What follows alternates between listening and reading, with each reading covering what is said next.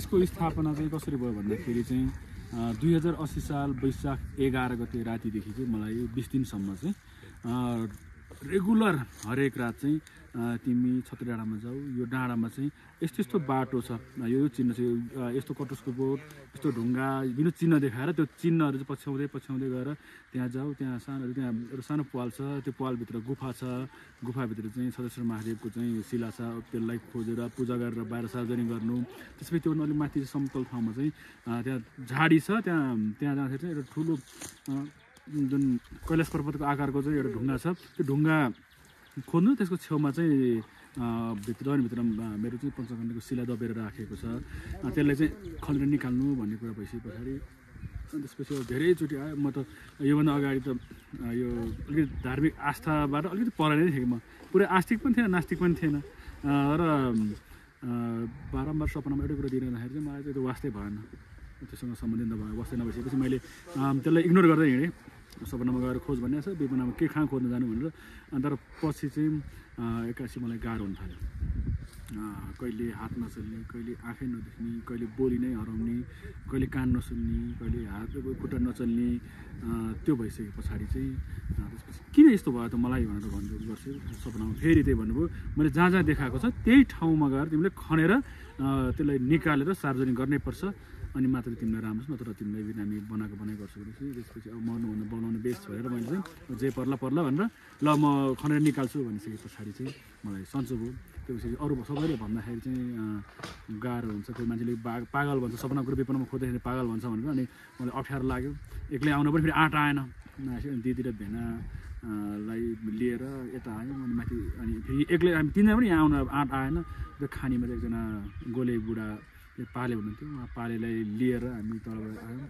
खोज्दै आएर सुरुमा आउँदाखेरि जसरी सपनामा दिएको चिन्हहरू पनि छेउदै आयौँ, आउँदाखेरि त्यहाँ गुफा भेट्यो। त्यो बेला गुफा छिर्न सकेनौँ हामी डरले, अनि माथि आएर खन्दाखेरि चाहिँ त्यहाँ झाडीहरू थियो, सबै भित्र माटो खन्दा ठङ्ग आवाज आएपछि अनि सबै हातले कोटाएर हेर्दाखेरि चाहिँ ठ्याक्कै जुन पञ्चकन्याको शिला छ त्यो देखियो। अनि त्यसपछि त्यसैलाई नै निकालेर पूजन गर्नु भन्नुभएको थियो, त्यसरी निकालेर अनि हामी त्यहाँ निस्क्यौँ। अनि त्यहाँ सिंहको आकृतिहरू पनि छ, त्यो पुरेको थियो निकालेको। अनि निस्केर गइसके पछाडि अनि हाम्रो त्यो चाहिँ लामो समयसम्म चाहिँ गर्न सकेनौँ। पछि 2080 साल चैतको 24 गते आएर हामीले यहाँ गऱ्यौँ। त्यसपछि 2081 साल वैशाख 1 गतेदेखि चाहिँ यहाँ पूजा सुरु भएको हो। एवं रीतिले चाहिँ हामीले गर्दै गएर अनि भित्र स्थानीयहरू बोलाएर हामीले गुफाभित्र प्रवेश गऱ्यौँ। गुफाभित्र प्रवेश गरेर चाहिँ त्यहाँ जुन शिला थियो त्यो शिलालाई चाहिँ हामीले पूजन गरेर बाहिर निकालिसके पछाडि बल्ल मलाई राम्रो भयो। र अनि त्यसपछि विभिन्न देखाउँदै आए सबै गर्दाखेरि अहिले पूजन गर्दै अब 1 वर्ष पुग्न लाग्यो। वैशाख 1 गते चाहिँ यहाँ चाहिँ आमाको जन्मोत्सवको रूपमा मेला पनि लाग्छ। अनि पूजन गर्दै आएर यसरी एवं रीतिले यहाँसम्म आइपुग्यो, अझै धेरै माथि पुग्नु छ। अब भर्खर 1 वर्ष नै भएको छैन, तर यहाँ चाहिँ 1 वर्षको अवधिमा 2000भन्दा बढी चाहिँ यहाँ आइसक्नु भएको छ। धेरैजनाको भाकल पनि पुरा भइसकेको छ।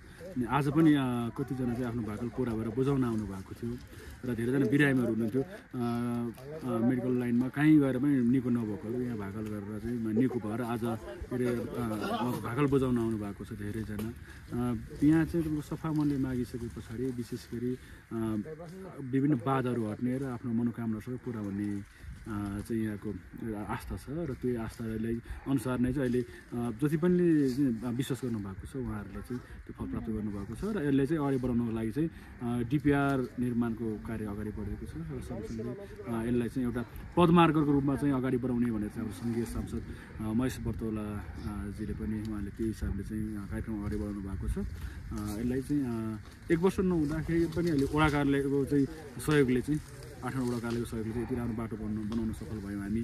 अब यहाँ यो डाँडामा चाहिँ फेरि परिवर्तन हुने भन्नाले यहाँ चाहिँ कुनै पनि मन्दिरको संरचना बन्दैन, यहाँ प्रकृति पूजन नै हुन्छ, यो खुल्ला नै हुन्छ, यहाँ कुनै संरचना बन्दैन, यहाँ कुनै पनि रुखहरू यहाँ काटिँदैन, यत्तिकै हुन्छ, यो प्रकृतिमै रम्ने हो। र यहाँ चाहिँ बन्दाखेरि चाहिँ यहाँ हवन कुण्ड बन्छ यो एरियामा, अनि अरू प्रतिष्ठाहरू पर बन्ने हो, यहाँ यो डाँडा कुनै पनि संरचना बन्दैन। र यहाँ चाहिँ कुनै यहाँ जति पनि ठाउँहरू छ यहाँ सिमेन्टेड हुँदैन, यहाँ जति पनि चाहिँ ढुङ्गा बाटो मात्रै हुन्छ, सिमेन्टेड यहाँ नहुने भन्नुभएको छ। यसलाई चाहिँ धार्मिक एउटा प्रकृति र अध्यात्मलाई चाहिँ सँगै जोडेर चाहिँ अगाडि बढाउने हिसाबले चाहिँ लागि परिरहेको छ। अब सबैको साथ र सहयोगले चाहिँ पक्कै पनि एक दिन चाहिँ यो एउटा सबैको आस्थाको केन्द्र बन्नेछ। हुन त नेपालको धेरै ठाउँबाट धेरै जिल्लाहरूबाट आइसक्नु भएको छ। अब आशा गरौँ 1 वर्षमा यति हुनु भनेको छिट्टै नै हामी एउटा जुन एउटा सपना देखेको छु मैले त्यो पुरा हुनेछ। मैले अघि नै भने प्रकृति र अध्यात्म भनेको हामीले सबैले बुझ्न सक्दैन, जसले बुझ्छ प्रकृति र अध्यात्म जसले बुझ्न सक्छ नि हो उसले नै जीवनको आनन्द लिन सक्छ। आज जसरी प्रकृतिसँग हाँस्दै खेल्दै हिँड्ने हरेक स्थानको बारेमा चाहिँ चर्चा परिचर्चा, त्यहाँको पर्यटन प्रवर्धनमा चाहिँ एउटा मुख्य कोशी ढुङ्गाको रूपमा चाहिँ अगाडि बढेको जुन हेटौँडा हाइकको टिम छ, आज यस पवित्र भूमिमा जुन आज पाठेर आमाको काखमा चाहिँ यहाँले स्वागत गर्न पाउँदाखेरि यति खुसी लागेको छ, यति खुसी लागेको छ।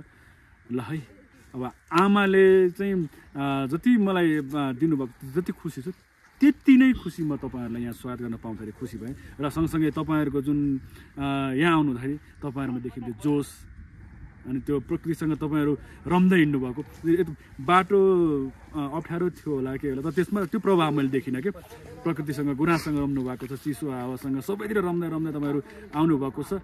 यति आनन्द लागेको छ, तपाईँहरूले कति लाग्यो होला, मलाई चाहिँ एकदमै आनन्द लागेको छ। र हृदयदेखि नै सबैलाई चाहिँ पाठेर आमाले आशीर्वाद दिउन् र सबको रक्षा गरौँ यही भन्न चाहन्छु। र सँगसँगै यो पवित्र भूमिमा फेरि पनि यहाँहरूलाई चाहिँ स्वागत गर्न पाऊँ।